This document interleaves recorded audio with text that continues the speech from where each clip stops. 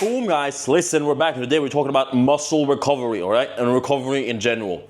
The reason we're going to talk about this, and we're going to go into different themes when it comes to recovery, how to train it, is because there's a lot of, studies, a lot of people like to follow the studies, and they like to focus a lot on recovery, right, and optimize that. Now, me, I think of recovery in a different way. I think that recovery is trainable just like a muscle. Our body's able to adapt to it. And also I think that the whole notion of focusing on recovery is actually shooting yourself in the foot, in a sense. But I'll explain more of that during this video. It might be a longer one, so hey, if you want to watch this while you're on the treadmill, then go ahead and do that. If not, go grab yourself some water, get your notebook out, because we're going to go into some more in-depth stuff here. But essentially, I'll explain exactly why I've come to realize this, that recovery is a trainable thing, right?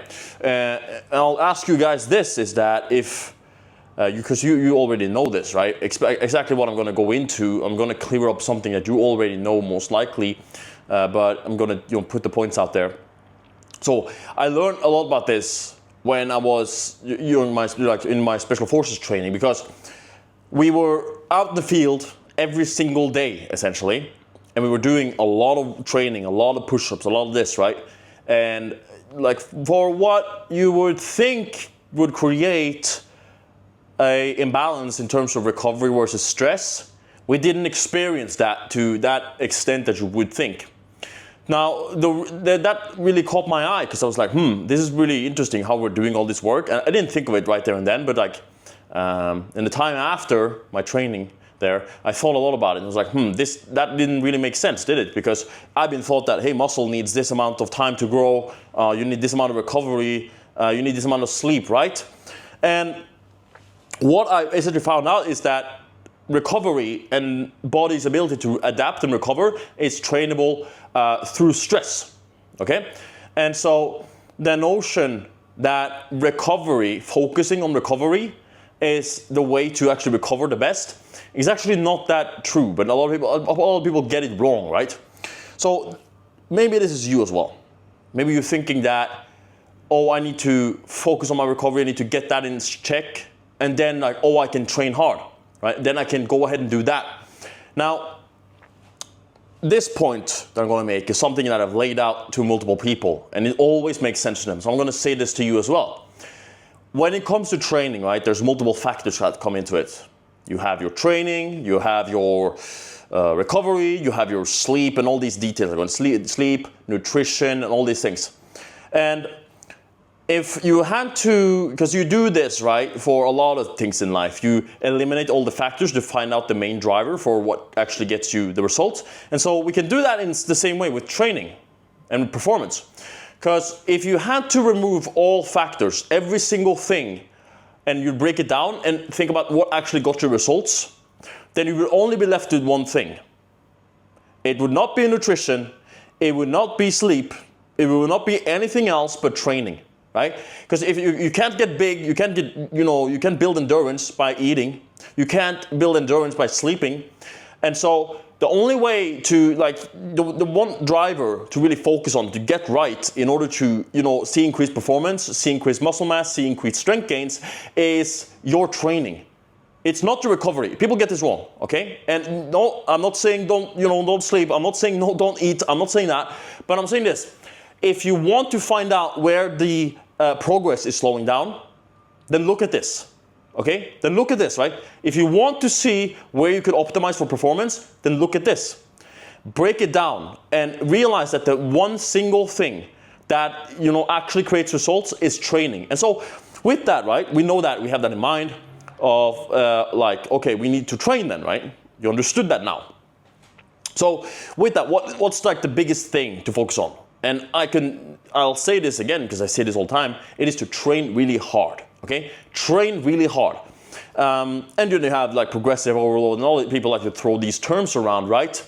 And then you have like when you go back to the recovery point, people think like, oh well, how are you going to balance that with like overtraining? And I'm going to get into overtraining and all that stuff in a second, but essentially that's the point, right? And that's the kind of the fundaments of what we're talking about in this video. how stress and really like dialing in on the stress itself is actually the driver of recovery and all these other things to actually push your performance. Because without this one thing, then none of that exists. None of that is even relevant. So we need to get that right? And that's something I learned through that time in the Special Forces and through the military training, is that if we can get that right, then, for example, the recovery, the time we need for us to recover, the body adapts to that.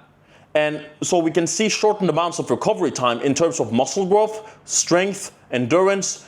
And so the point there is that if you can get this right, guys, then you're going to see such an increase in time, reduced time in terms of your growth, in terms of heightening your performance. So you need to get this right, okay? And I'll say this, because this is a really good point, right? You already know how malleable and how adaptable the body is. I remember back in the military, I had instructors who told me all the times, like, oh, you have to drink like every few minutes instead of a big chunk of water at one time, because the body only absorbs the rest and it pisses everything else out, right?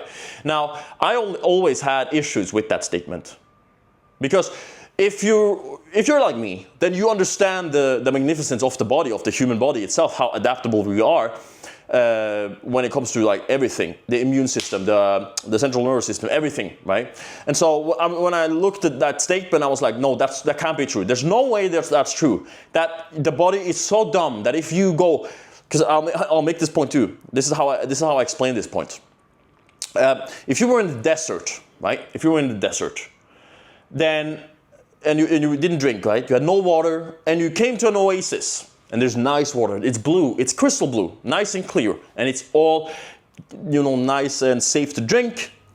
Would you take a little sip because you knew that was all your body could absorb, or would you, drink until your lungs hurt, until your stomach hurt, right? You would drink until your stomach hurt. And so, which one of those, if you were honest, do you think would give you, hydrate you better, just by feel, I feel hydrated now? Well, the second one, right? Obvious answer. And so the notion that, we can only absorb that much water is false too. It doesn't make sense, because the body is very adaptable. And so we can take that point, right? And we can look at every single aspect, because this is just one example, right? But you have all these aspects. You probably have some, personal experience with this. Like, oh, my body just, it just happened. I just, got rid of this wound. I thought it was huge, but after a few days, the body, it was just it was all healed, right? So you already have some experience with this. And when it comes to muscle building, when it comes to repairing muscle tissue, when it comes to, endurance, recovering, all that stuff, we don't want to approach it in a sense that, hey, our bodies are frail and that, we need to, care for it in that sense, right? In case of, we need to focus on the recovery side. We need to, so with that, right, we can see that if we just put it under the right stress, then the body will adapt. And so the whole philosophy of all this is that instead of setting a recovery as the priority, we set high frequency training and training harder to the priority instead. And so the body adapts. It adapts to that stress, and we see less than time in our recovery times, essentially. So there's multiple studies I wanted to go into here, because I'm not usually a study guy, but I wanted to provide you guys with some value when it comes to the studies itself. Now, this study, it's shown that well-trained athletes, they experienced less muscle damage and recovered more quickly due to heightened exercise stress, higher intensity training, okay? Now, we'll go into a bit of the variables that actually go in, when it comes to training, volume, frequency, intensity, and more. Now, I want to go into this second study, which is Nosaka, Kay, and Clarkson in 1995, which talks about the repeated bout effect, which essentially it's very detailed on what happens with the contractions and it's very muscle focused. But essentially, what it showed was because we can go back to this point of taking the, the drinking water effect of, our bodies are able to adapt and it's not stupid, right? So the repeat about effect, it showed that a session of a certain exercise, it actually protected from muscle damage and, protected from the stress in subsequent sessions, all right? And that is a huge point, because what it does show is exactly this fact, right? That we can eliminate a lot of the stress by what I want to get into, further on, more frequent training, okay? So that's something, you can look that up, the repeated bout effect. And I'm not stating that like very like on point when I'm saying like the repeated bout effect, because this was essentially like, this is, like I said, bound to a certain study. That was, studies are always, there has to be a certain standard for this, right? And so they use certain metrics in order to measure this. But if we can take that a bit out of context, and it's like, okay, repeated bout effect, then we can see that, okay, how else can we apply this into our training and how to like heighten our fitness, essentially. And there's multiple other studies, and I don't want to go too much into the studies, but I'll link some information down in the description below, so if you guys want to check that out, then go ahead and see there for yourself. I'm not really a study guy, but I'm, again, telling you this in case you wanted some resources. Now, this next point I want to go into, essentially, is why does all this matter at all? Okay, because you might think that, okay, well, I'm just going to train and recover, and I'm not really a top tier athlete, right? And that's fine. That's fine, if you just want to do this as a hobby. I'm not trying to put anyone in the box, but for anyone that's looking to achieve results quickly, this applies. And most likely, you want results more quickly, right? And if we can do that without actually compromising on the work that we're doing, then why not, right? We want a heightened quality of life. Okay, so this matters because and this goes back to the Russian wrestling principle of, and I heard this from the MMA coach Firas Sorabi, essentially, and I applied this to a lot of my training in the years after I heard this, because this was many years ago, right? So I applied this to my training, is that, so you had Russian wrestlers and you had American wrestlers, and American wrestlers would train twice a week, they would train super hard, and all of the days after, they would be off the mats.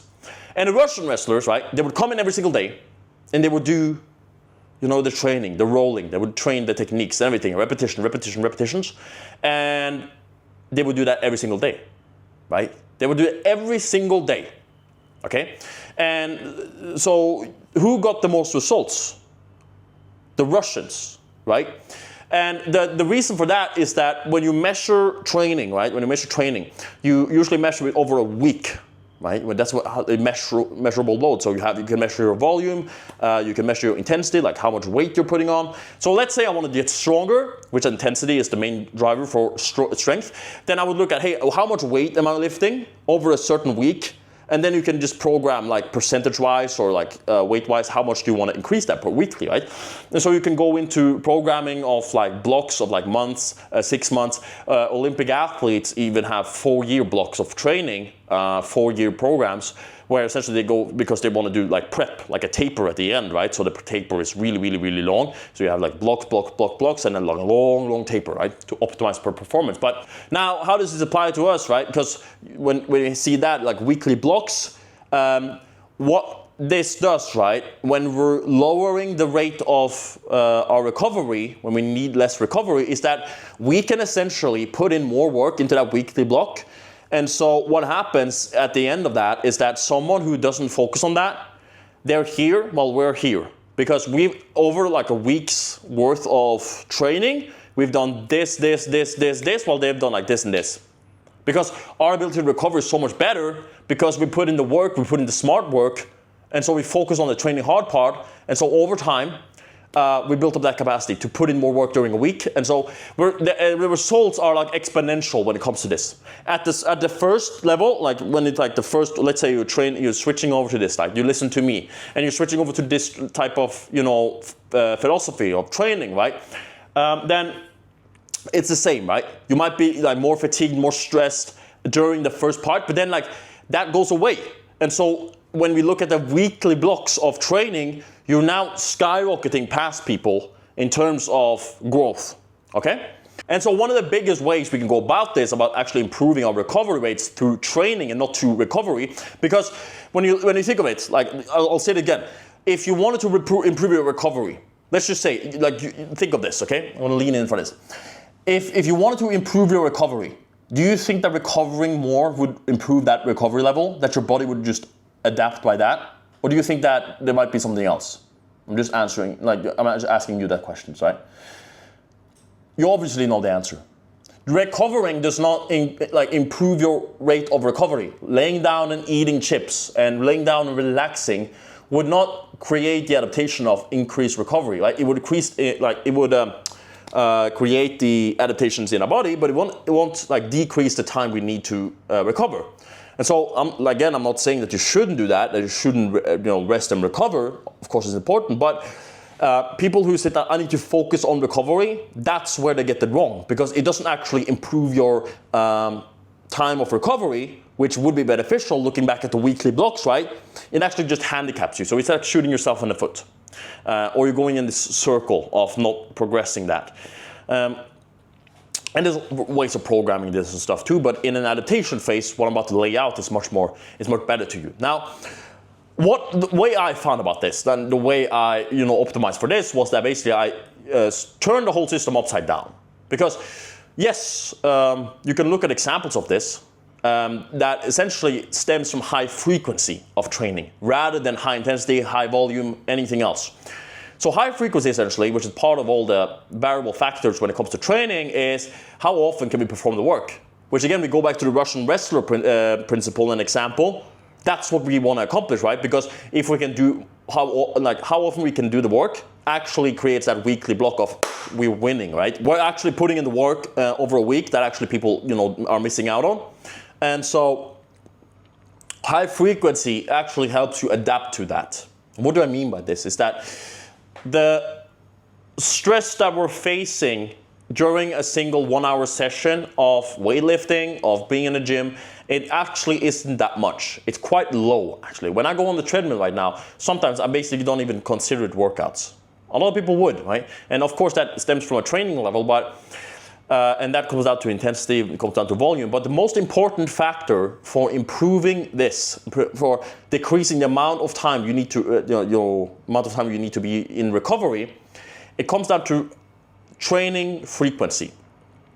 And why this helps is that why this is so important for not just, I want to make this point too before I forget it, is that it doesn't really matter if you're a pro athlete. It doesn't really matter if you want to reach a high level, because if you need less recovery as an entrepreneur, as someone who wants to do deep work, the energy that you have when you've decreased time in recovery is actually exponentially higher as you do go through with this. And so you can use that focus, that energy that you have left over in more beneficial ways. Okay, you don't have to do like me, train all the time and do that. You can actually put that into work without feeling fatigued, without feeling that you're lacking. Because as you know, as I know, the body and the mind is connected.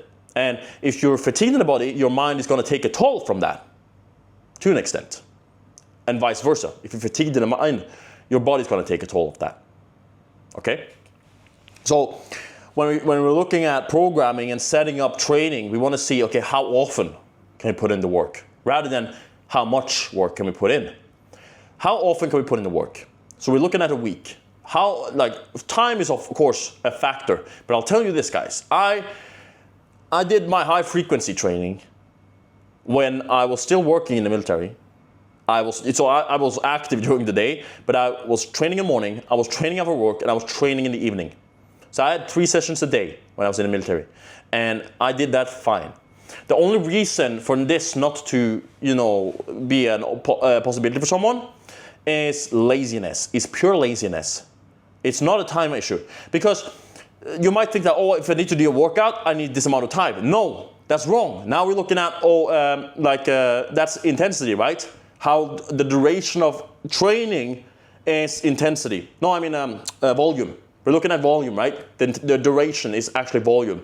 So if we don't focus on that, and I want you guys to completely get rid of it, how many times do you think you can actually do exercise? That's the main question. And that's the first question when it comes to the system that I created, when it comes to the high frequency stuff, essentially is that. Because you can do a lot of work in less time, But the practical implementation of this essentially is that over time, as I've explained in this video, is that we decrease our rate of recovery. Is that the term? We don't need that much recovery over time, and so we build a base of capacity, essentially of work capacity, and that translates into everything we do in life, especially our physiques. So with that accumulated volume too, we're going to see more muscle growth. We're going to see increased strength gains. So that's the biggest question you should ask yourself when it comes to this point, is how often can you put in work? Only that question only. That's the only question you need to answer.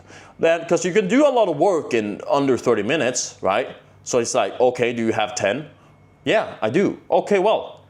And then you can program in like, okay, so we have this amount of time, and then we have, okay, the duration, is that beneficial? And then it's like, okay, we can put on the intensity. Okay, how heavy do we want to do that, right? Because the end goal, and I'll make this point too. This is a really crucial point.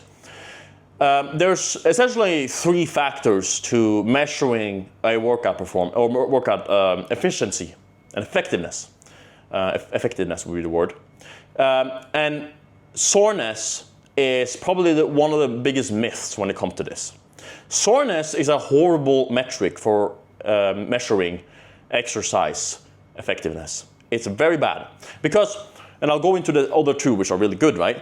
But essentially, soreness, there's so many factors that contribute to muscle fatigue, to DOMS, to soreness, that it's so uncontrollable. Like I said earlier in this video, for anything we want to be doing well in life, we want certain standards, certain metrics to base it off. That comes for anything, like business too, right? You want, let's say you're running ads, you want certain standard for this, right? But anything, you want certain standards for this, right? And for soreness, there's so many things that could affect soreness that it doesn't work to measure, okay, this was a good workout because I'm this amount of sore. This was a good workout because I'm this amount of sore. Because it could be just, oh, you got low sleep. Or you got no sleep, right? You should feel more sore. Oh, you didn't eat enough? It could be that. Maybe you, this is a really common one actually, which I think a lot of people don't know about, but you actually strain the muscle, right? Because people sometimes, they might think that, oh, I've been sore for like a week now, it must have been a great workout. That could be a fallacy a lot of people run into. But essentially you could just strain the muscle and then it'd be like, oh, it feels really sore, but you're not actually really effective in your workout, actually you just strained something. So it's really, really bad in terms of measuring exercise effectiveness. So the other 2 that we really should focus on when it comes to this, and this goes more from the muscle building side, for endurance and stuff like that though, so just eliminate soreness and trying to not get sore would be the best case, right? So after a run, if you're feeling really sore, it's not bad. I'm not saying soreness is bad. Soreness is, that's something, right? But it's not that, okay, I got this amount of sore, so now my run is better, right? And that point kind of clears it out as well, because our run, the whole point of it is not like, there's not a point of getting sore. So you instantly recognize that soreness is a bad metric for, gauging whether or not it was a good run. But for muscle building, right, the things that we should be focused on is, do we feel the muscle and do we get a pump? And so you can also think that, the pump is like the second one, because if you're getting a pump in a completely unrelated muscle, then you're doing something wrong too. That's also why soreness is can also be used as a result. Like, okay, what actually happened? Because if we didn't get a pump, if we didn't feel a muscle, if we didn't get a pump, and we got sore in not the muscle we wanted to, I got sore in my lower back when I was doing my biceps. That's a very clear indication about what went wrong. I was probably using my lower back to try and bring some weight up. And then you can look at what's caused that. Like, oh, did I go too heavy on my curls, right? Like, did I just do this and just basically do like a back extension? So we can use it in those ways. But simply looking at soreness as a result of, oh, this was good, this was bad, with our training towards where we want to go is a bad idea. It's not a good idea. So that's really kind of how you use this system of high frequency instead, and actually improve your recovery rates when it comes to this, because you already know that this is true. You already know that this is true. And of course, as we end this, optimal recovery protocols are important, right? They're important, but they're important to just an extent. Because, like I said in the video, if you want to just focus on recovery, you're not going to get any better at recovery. You can only do that in one simple way, which is, the way I've explained in this video. And there's like so many examples of this. Like Olympic weightlifters, they can squat 3 times a day. And it's not like, they need to just squat it for an hour and then they go home and, lay on the couch. Of course, they rest in between their sessions. But does that mean that, you can't do anything more than just the 1-hour gym sessions? No, you can. Our bodies are so adaptable. And we're seeing that in real time with these Olympic weightlifters who continue to, break limits when it comes to, maximum weights and stuff. But for recovery, right, and recovery protocols, I'll say this.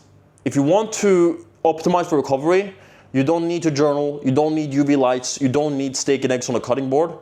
But what you should have is what I essentially laid out in my other video about the three hacks you should use for 2025 for fitness, right? Or any year, essentially. But 2 of them, which is 200 grams of protein, so a sufficient protein levels, which is 200 grams and above. Do not listen to the science people on this. Science might have you think that, this amount of percentage of body weight or grams per body weight is optimal. Whatever body weight you're at, you should be having over 200 grams of protein. Very simple. And like I said in that video, and like I said for the example of the drinking water example that I made earlier, let's say we're getting too much, right? Is it better to just optimize our bodies and just piss out the rest? Yes, that's much better than having too little and maybe not pissing it out. I would rather go down that route. And a lot of people like to talk about the kidney stuff. That's not a problem. Or the liver stuff. That's not a problem either. Unless you have underlying conditions, there's been no studies finding that there's an issue with either liver or kidney toxicity coming from straight protein intake. So you can really, really go high with this stuff. And the second one is creatine. Creatine is a really, really good supplement for helping you with recovery. Okay? People like to talk a lot about ice baths. Yeah, take creatine. Okay, whatever you're doing, take 10 grams of creatine a day. Very simple. Go back and watch the video. I'll put the annotation here. Ice baths, it's okay. I really like them, but that's more on the mental side of, hey, I'm trying to challenge myself. They're not super necessary, and of course, if you want to, build the most amount of muscle you can, then ice baths, a delayed time after at least, is more beneficial. Don't do it right after. It's basically just cancel out the whole training, and there's really no point. So sauna is good. I have a whole video on sauna as well. Sauna is really, really good for performance because your ability to sweat is increased, and sweat is one of the main things that actually makes us superior as human versus animals, for example. There's very few animals who sweat like we do. Literally none. They have the ability to sweat to a certain extent. Some of them, I think pigs do so, but some of them sweat through their paws. I think dogs might sweat through their paws and stuff. We sweat throughout our whole skin. We're absolutely dominant in that sense, and that's how we're built with that endurance sense in mind.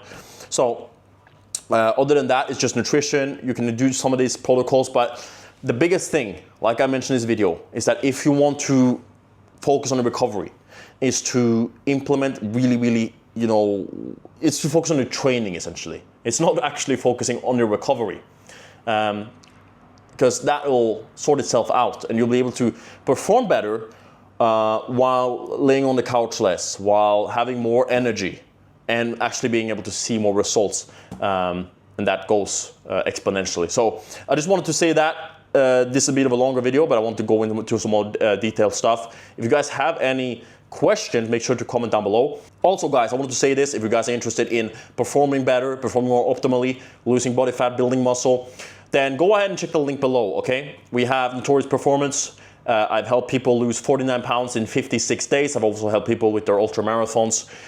Been all around the world working with people with less time, more time, entrepreneurs in particular. But if you guys need specific help from me in terms of optimizing your performance, then go ahead and check that link below, and just book a call with me, and we'll see if we can help you out, okay? So with that, I want to thank you guys so much for watching, listening, or just being here. But yeah, hope you guys enjoyed. Take care, and God bless.